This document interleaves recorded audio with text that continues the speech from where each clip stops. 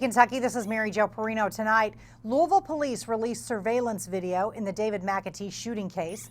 Kentucky Senate candidates talk about protests, and I'll talk with State Representative Attica Scott. All that and more is next on Hey Kentucky.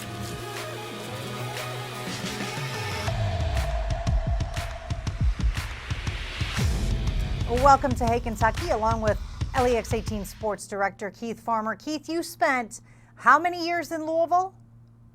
13 years. 13 years. So you know parts of the city well that are going through turmoil right now.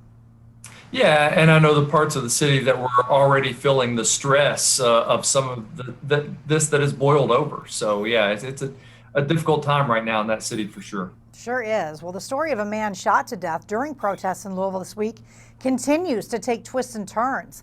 Police say LMPD officers and troops were trying to disperse a crowd at a business on West Broadway early yesterday morning when a gunfight erupted. When it was over, David McAtee, known in the community for his barbecue stand, was dead. Police released surveillance videos of the incident today, saying they show McAtee firing at officers. You can see that entire video on lex18.com. Governor Beshear called for a full review of body camera footage, but the officers involved apparently did not have them turned on. That prompted Mayor Greg Fisher to fire controversial police chief Steve Conrad, who already announced plans to retire this month. It is unacceptable that the officers that responded last night did not have body cameras on and recording. This is the entire reason that we have those cameras. And every other officer's cameras should be reviewed, and if they captured any part of the scene, it ought to be released. One of two police officers involved in the shooting, Katie Cruz, has been singled out for mocking a protester from an earlier incident on social media. Police have not said whether McAtee was killed by LMPD gunfire or that from the National Guard. The case is being investigated on the federal, state, and local levels. And Keith, while the video is up on the website, you and I have both seen it. I just wish that the body cameras had been on.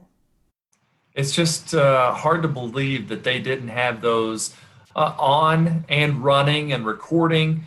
It's just unfathomable in something like this kind of situation. And you know, in the video, it is easy to see some things, harder to see others. So you'll definitely want to go online if you have reason to want to watch that. That's why it would have been nice to have both perspectives. When the world is watching, that's why the cameras need to be on. Amid a lot of ugly images from the protests, we've seen many inspiring ones as well. You can include this one from Louisville. In the midst of a downtown riot, African-American men and a Caucasian man locked arm in arm, forming a human barricade in front of a lone Metro police officer who had been trying to get to his squad car and who started facing confrontations from protesters. A local daycare owner was one of the protectors. He was very nervous. He didn't know what to do. He was trying to respond to some of the things that they were saying to him. There was one guy already up there. He was up there by himself, so I jumped up there with him. And then other guys just came in and we just formed that barricade. Darren Lee Jr. says protesters eventually also shouted questions at the human barricade, but things turned out okay, and the officer thanked the group of men. Keith, I will say we've seen reactions like this in a lot of places. Hopefully the healing can start to begin.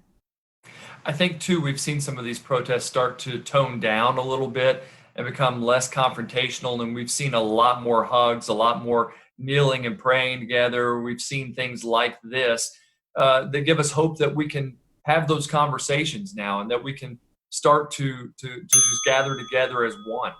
A lot of the toning down, in my opinion, is when police stop being a little bit on the aggressive side. And then when they join with the protesters, things rarely seem to get out of control at that point. The protests, meanwhile, are taking center stage as a topic in Kentucky's U.S. Senate race. With the primary just weeks away, the three leading Democratic candidates vying to take on Mitch McConnell in the fall sat down last night for a televised debate on KET.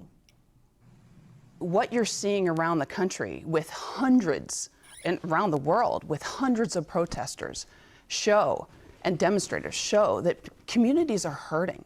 I've been in those streets demanding justice after my cousins were murdered the last 4 years. This isn't a tweet for me. It isn't aspirational to just say we need to listen and do more. We need results right now. Would you be willing to call for the resignation of the Louisville mayor? I would. If he does not take responsibility for this, if he does not change things immediately, I mean, I'm glad that he fired the chief, but the body cams need to come out, and I'm talking about pronto. If not, I would gladly call for his resignation. Democrats will decide who will be their party's nominee for the fall Senate race during the primary election, which is June 23rd. Keith, there was also a lot of talk amongst the three about who would work best with President Trump. I found that to be kind of interesting. Yeah, I think this is going to be certainly one of those, hard to believe we've had to put it off this long, but it's going to be one of those elections that we're going to see a major turnout. And it may not be people standing in line, because obviously a lot of people are doing the absentee ballot, but this is going to be a huge turnout, and people are going to need to make their voices known that way. Yep, absolutely. Well, all the unrest across the country might have your children asking you some tough questions. If you have a conversation with your kids about racism, experts say it's important to be honest. A U of L behavioral health outreach expert says, of course, try to limit what your children, especially the very young ones, are seeing. If they ask questions, be prepared that the conversation may feel uncomfortable. Racism is pervasive in society. The difference is now that it's caught on camera, on TV, and social media. If they're watching any kind of TV, I think it can affect any child at any age. And I think the responsibility of parents is to educate children to say, hatred is a learned behavior, and it's fueled by ignorance. It's fueled by a lack of education. And I think the responsibility of the parents is to provide them accurate information, historical content, information about different races, cultures, ethnicities, and encourage children to be open-minded. This might actually open up the conversation for some parents who might otherwise have thought there wasn't a real need to have a race discussion with their kids. Yeah, for sure. I mean, I think for me, I was fortunate enough to have parents that just taught me to love everyone. And so there is something to be said about just showing your kids through your actions. But I think it is necessary, especially right now, to have a conversation, which we also did yesterday with our 16-year-old. And it goes for all ages. They can learn something along the lines of what's going on right now. Absolutely. All right, now on Hey Kentucky, in case you missed it, a review of recent headlines. A new study shows that the Bluegrass is the second state that needs the most financial help as a result of the pandemic. Wallet Hub compared states across 18 key metrics, including rainy day funds per capita and state and local debt per capita. In Paducah, police say vandalism at the Kentucky Oaks Mall on Sunday night was not directly connected to a peaceful protest that was held at Noble Park earlier in the evening. Officers say they're still working out to find out who is responsible.